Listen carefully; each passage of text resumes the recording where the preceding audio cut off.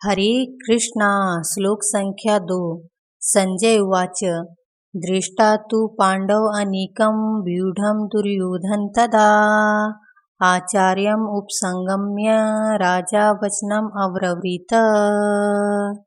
संजय ने कहा, हे राजन, पांडुपुत्रों द्वारा सेना की व्यूह रचना देखकर राजा दुर्योधन अपने गुरु के पास गए और उनसे ये शब्द कहे। तात्पर्य: धृतराष्ट्र जन्म से अंधा था, दुर्भाग्यवश वह आध्यात्मिक दृष्टि से भी वंचित था। वह यह भी जानता था कि उसी के समान उसके पुत्र भी धर्म के मामले में अंधे हैं और उसे विश्वास था कि वे पांडवों के साथ कभी भी समझौता नहीं कर पाएंगे, क्योंकि पांचों पांडव जन्म से ही पवित्र थे। फिर भी उसे तीर्थ स्थान के प्रभाव के विषय में संदेह था। इसलिए संजय युद्ध भूमि की स्थिति के विषय में उसके प्रश्न के मंतव्य को समझ गया, अतः वह निराश राजा को प्रोत्साहित करना चाह रहा था।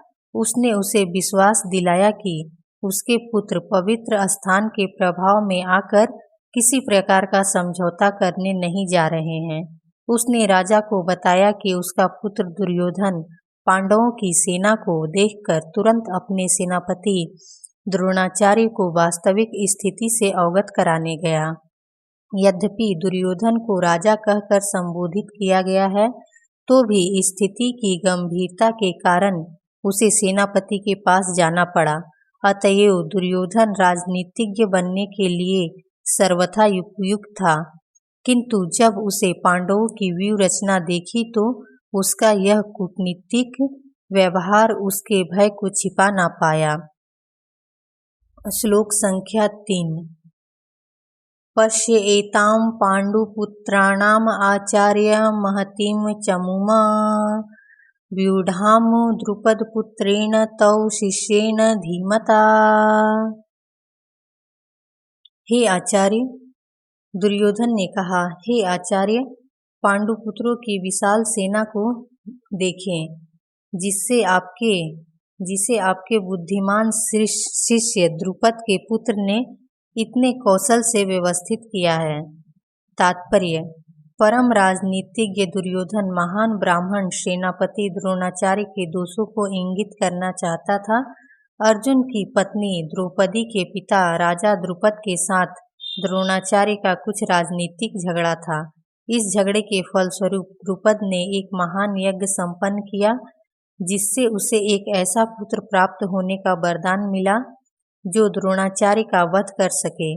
द्रोणाचार्य इसे भली भांति जानते थे, किंतु जब द्रुपद का पुत्र धृष्टद्युम्न युद्ध शिक्षा के लिए उनको सौंपा गया, तो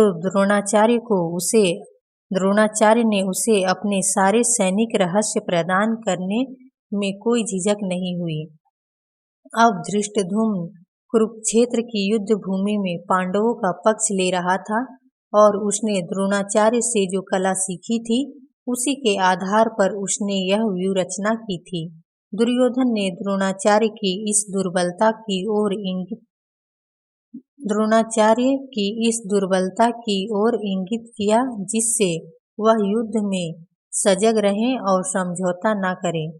इसके द्वारा वह द्रोणाचार्य को यह भी बताना चाह रहा था कि कहीं वह अपने प्रिय शिष्य पांडवों के प्रति युद्ध में उदारता न दिखा बैठें। विशेष रूप से अर्जुन उनका अत्यंत प्रिय एवं तेजस्वी शिष्य था। दुर्योधन ने यह भी चेतावनी दी कि युद्ध में इस प्रकार की उदारता से हार हो सकती है। हरे कृष्णा।